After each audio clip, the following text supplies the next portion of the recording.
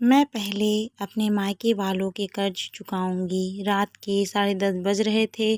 श्रेया को बहुत नींद आ रही थी, पर फिर भी सासू माँ की साड़ी को इस्त्री किए जा रही थी। सुबह से घर के और ऑफिस के काम करते करते थक चुकी थी। फिर सुबह जल्दी भी उठना होता था। अगर थोड़ा भी लेट हो जाता तो सारा काम उथल पुथल हो जाता। पर अभी तक पति धर्मेश अपने माता पिता के कमरे में ही बैठे हुए थे, जबकि रोज तो 9:30 बजे तक कमरे में आ जाते हैं। 2-3 दिन से यही हो रहा था। पता नहीं क्या चल रहा था इन लोगों के मन में। बताते भी नहीं हैं, सीधा विस्फोट करते हैं। जबकि धर्मेश को अच्छे से पता है कि जब तक वो कमरे में नहीं आ जाता श्रेया सो नहीं सकती, क्योंकि सासू माँ तब तक उसे कोई न कोई काम में लगा ही रखती है। अभी ज़्यादा कुछ नहीं तो कपड़े इस्त्री करने के लिए लगा दिया, जबकि कपड़े इस्त्री वाले से इस्त्री कराए जाते हैं। पर पता नहीं क्यों आज ही सासू माँ ने यह कपड़े इस्त्री करने को दिए। जब भी उन्हें किसी काम की भूमिका बनानी होती है या फिर श्रेया से कोई काम निकलवाना होता है तो फिर वो इसी तरह के काम करती हैं। हमेशा धर्मेश के कंधे पर बंदूक रखकर चलाती हैं। पिछले 1 साल में श्रेया को ये अनुभव तो हो चुका था, पता नहीं अब किस चीज़ की भूमिका बना रही हैं।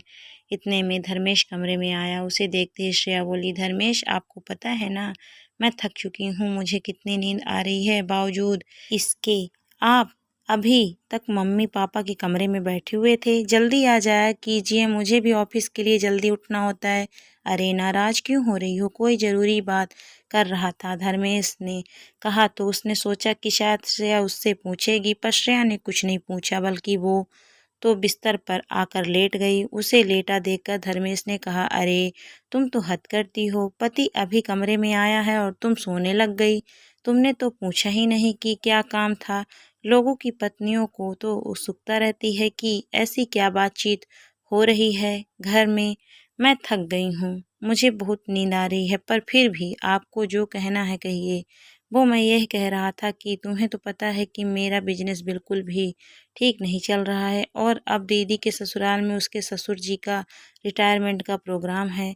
सभी के कपड़े और शगुन का सामान तो हम ले आए हैं, पर इतना काफ़ी नहीं लग रहा। अब हमारी तरफ से कुछ अच्छा ही देना बनता है, नहीं तो हमारे परिवार की क्या इज्जत रह जाएगी। आप कहना क्या चाहते हैं, सीधे सीधे कहिए, बात को घुमाइए मत। वो मैं क्या कह रहा था कि तुम्हारे भाई भावेश ने इलेक्ट्रॉनिक्स की दुकान खोली है ना, तो अपनी तरफ से एक एलईडी गिफ्ट कर देते हैं, अपना सम्मान भी रह जाएगा, और भावेश तो घर का है, उसे पैसे फिर कभी दे देंगे। धर्मेश ने कहा तो श्रेया ने हैरानी से उसकी तरफ देखा। आप कैसी बात कर रहे हो, भावेश ने अभी अभी दुकान खोली है, वो भी लोन लेकर। अब दुकान खोलते ही उधारी देना शुरू कर देगा तो कमा कर क्या खाएगा। तुम भी हद करती हो, एक एलईडी से क्या नुकसान होगा। और फिर मना थोड़ी ना कर रहा हूँ, भविष्य में पैसे दे देंगे। अच्छा, पिछली बार भी 1 लाख रुपए लिए थे, और उससे पहले 50,000 रुपए लिए थे तुमने पापा से, आज तक तो दिए नहीं, ऊपर से और उधारी लेने की बात कर रहे हो। श्रेया ने कहा तो सासू माँ तुनकते हुए कमरे में आ गई। शायद दरवाजे पर ही कान लगाकर खड़ी थी, और आते ही कहा, अरे अपनी बेटी को इतना सा नहीं दे सकते क्या। आखिर तुम्हारा भी तो उस घर पर हक है। आखिर कहाँ लेकर जाएंगे तुम्हारे पापा इतना सब कुछ। भाई के साथ साथ तुम्हारा भी बराबर का हक है वहाँ पर। पर मम्मी जी, मैं कुछ नहीं मांगूंगी। अब मुझे मांगते हुए शर्म आती है, क्योंकि पिछले 2 बार का भी हमने अभी तक लौटाया ही नहीं है।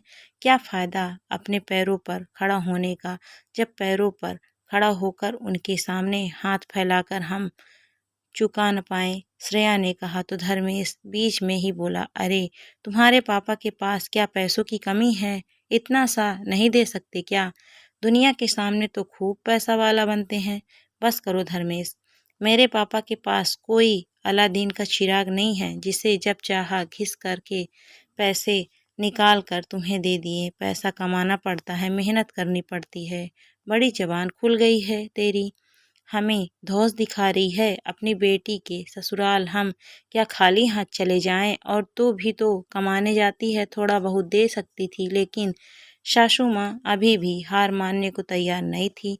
आखिरकार श्रेया ने कहा, लेकिन क्या आपकी बेटी आपका सम्मान है, उसे जो देना है आप दीजिए। उसके लिए मेरे मायके वालों को झुकना ज़रूरी है क्या? जो भी देना है अपनी हैसियत के मुताबिक दीजिए। वो लोग तो खुद लोन लेकर अपना बिजनेस खड़ा करने में लगे हुए हैं। ऐसे में उन पर वजन डालना ज़रूरी है क्या? और रही बात मेरी कमाई की, तो पहले मैं मेरे मायके वालों का कर्जा चुकाऊंगी ताकि सिर उठाकर जा सकूं। स्वाभिमान जिंदा है मुझ में अभी, उसके बाद ही मुझसे उम्मीद कीजिएगा। अब मुझे माफ़ कीजिए, मुझे नींद आ रही है। मैं अब इस विषय में कोई बात नहीं करना चाहती। श्रेया का स्पष्ट रुख देख करके आगे किसी की बोलने की हिम्मत न हुई।